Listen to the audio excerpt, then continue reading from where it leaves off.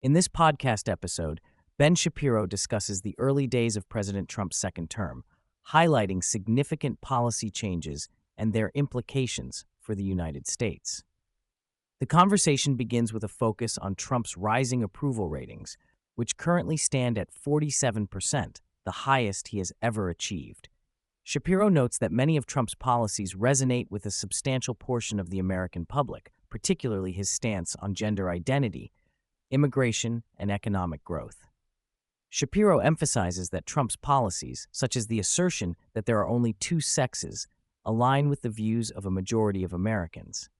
He cites a Reuters poll indicating that 58% of respondents support reducing the number of migrants allowed to claim asylum at the U.S. border.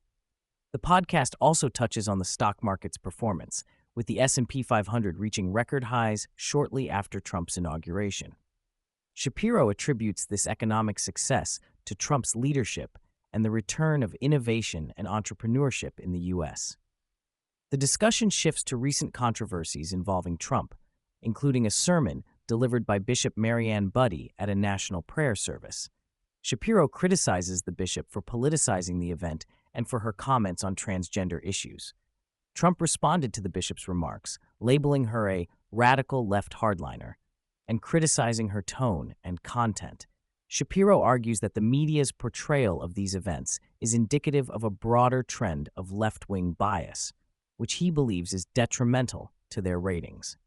A significant portion of the podcast is dedicated to Trump's executive actions aimed at dismantling diversity, equity, and inclusion (DEI) initiatives within the federal government. Shapiro reports that Trump has ordered the closure of DEI offices across federal agencies, asserting that these programs have led to discrimination and inefficiency. He highlights the historical context of Executive Order 1246, which mandated affirmative action in federal contracting, and notes that Trump has rescinded this order, marking a substantial shift in federal policy. Shapiro argues that the elimination of DEI initiatives is a necessary step toward ensuring that government hiring practices are based solely on merit and qualifications, rather than race or gender. He emphasizes that this move is not only about fairness, but also about enhancing the effectiveness of government operations, particularly in critical areas like aviation safety. The podcast also delves into Trump's immigration policies, which Shapiro describes as a return to common sense.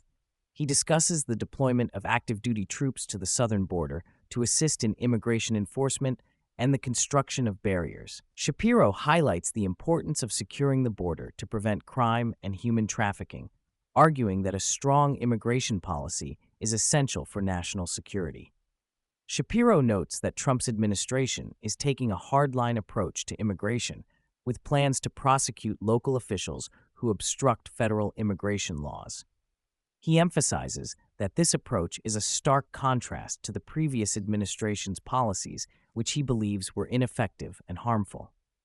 In addition to immigration and DEI policies, Shapiro discusses Trump's announcement of a $500 billion investment in AI infrastructure through a new company called Stargate. He argues that this investment is crucial for maintaining the U.S.'s competitive edge in technology and innovation. Shapiro highlights the potential of AI to revolutionize various sectors, including healthcare, and underscores the importance of creating a favorable environment for private sector investment. The podcast concludes with a discussion of Trump's potential tariffs on Chinese goods, which he is considering as a response to the ongoing fentanyl crisis. Shapiro explains that Trump is using tariffs as a leverage point in negotiations with China, emphasizing the need for cooperation to address drug trafficking and other issues. He also touches on Trump's approach to Russia, noting that the president has threatened sanctions if Vladimir Putin does not reach a resolution regarding the war in Ukraine.